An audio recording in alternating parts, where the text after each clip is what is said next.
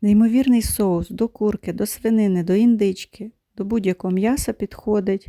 Це дуже смачно, скуштуйте і дуже швидко він готується. В чашу блендера додаємо всі інгредієнти. Це часник, томатна паста, сіль, цукор, перець, олія, вода